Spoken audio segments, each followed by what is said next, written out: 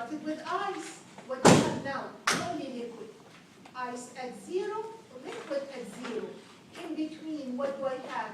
A mixture of ice and water. If you apply more heat to the water, the temperature will increase until it reaches 100 degrees. So what we have on that slanted line, I have ice, solid. What do I have on that slanted line? I have liquid, and the temperature of the liquid increasing until it reaches 100. The heat is used to break the bond in the water. So now we have water and steam. Steam means gas. You keep on adding heat. The heat is breaking the bonds between the water molecules until finally we have steam, only steam, gas, at 100 degrees. If you apply more heat, the temperature of the steam will go higher and higher. So what do I have on this slanted line? Only one state, ice. What do I have here? Only one state, liquid. And there, only one state, which is, do you all understand steam means what? Gas.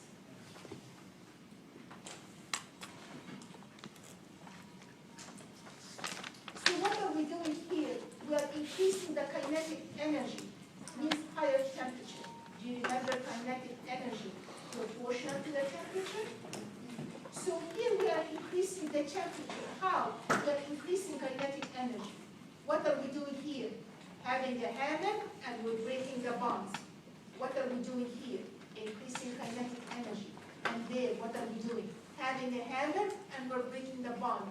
Think of the heat as a form of energy, like a hammer, and we're breaking bonds. I noticed that in the lab, people put on the Bunsen burner. So, and the water is boiling. And you think the temperature of the boiled water will get higher. Will the temperature of the boiled water get higher? No. Once it reaches 100, it stays 100. You apply heat. Where does the heat go?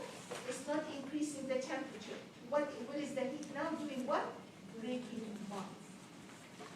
So if you have a big Bunsen burner and the water is already boiling, all you're doing is that you're making the water vaporizing, becoming steam, and you run out of water, you start adding more water. But the temperature is not going to go higher than 100. Would you kindly read the last 2 lines at the very bottom in tiny, tiny writings? Would you kindly read that?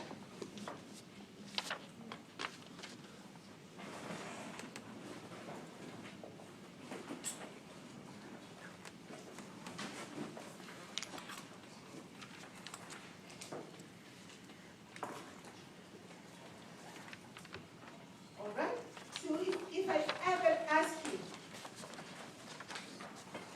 how come the temperature of water does not go higher than 100? Where does the heat go? It used for what? Breaking bonds. Breaking bonds, yeah. All right, I am going to page 4, and I'm going to talk about critical temperature.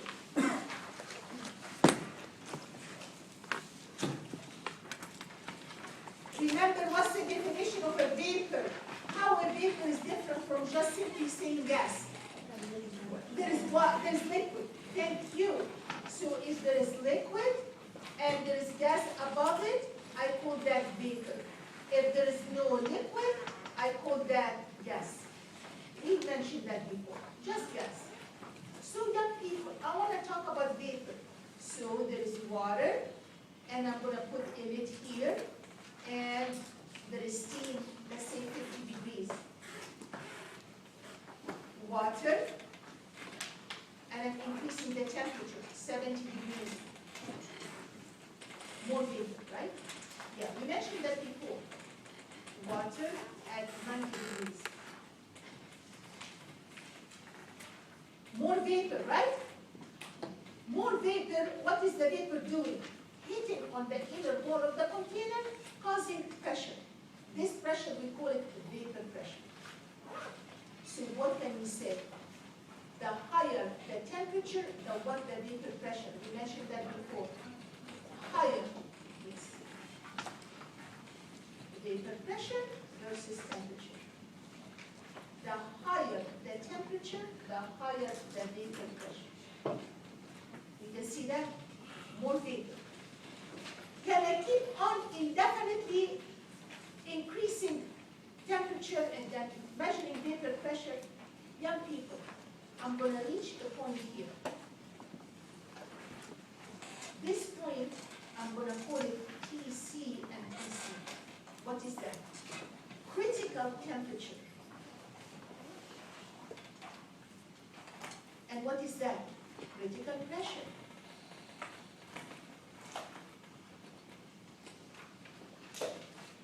What's going on? Young people, to liquefy a gas, what do I need to do? To liquefy it, so the molecules hold to each other, hold hands, form bonds. I need to do what? Lower temperature. Increase the pressure and do what? Lower the temperature, so the particles are moving slower. If you increase the temperature, what would the particles do? Move fast. They don't have time to hold hands. So you're going to reach a point here. No matter how much pressure you are applying, the temperature is so high, the particles are going crazy, moving so fast. It doesn't matter how much pressure you're applying, you cannot liquefy the gas. It's only gas. You cannot have liquid state. How come? The temperature is so high, the molecules cannot form bonds. We call that the critical temperature. So what's the definition of the critical temperature? The temperature at which no pressure is high enough to liquefy the gas. How come? The gas molecules are going so fast, they're going crazy, very high temperature. So what will be the physical state? The physical state will be what? Only gas. Notice that. Look at this diagram. Every point here. Young people, don't show up late. Please, please. You're coming 15 minutes late. And the same people coming late. Please, please. Are you coming from home? Yes.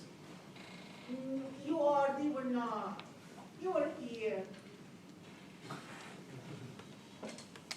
Okay, Please. why did you stop lecture? Okay, Just please. keep going. Thank you.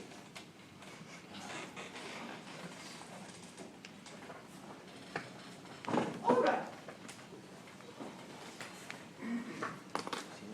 We are plotting vapor pressure versus temperature. Every point here you have on this line, there is equilibrium between liquid and gas. Can you see that? Look at the equilibrium. Particles in the vapor going down, particles from the liquid going up, equilibrium taking place. There is equilibrium taking place here. If two particles go up, two particles go down. So every point on the line is equilibrium between liquid and gas. A mixture of both. You're going to reach a point where there is no liquid. What is the physical state here? Only gas. So that's the definition of a critical temperature.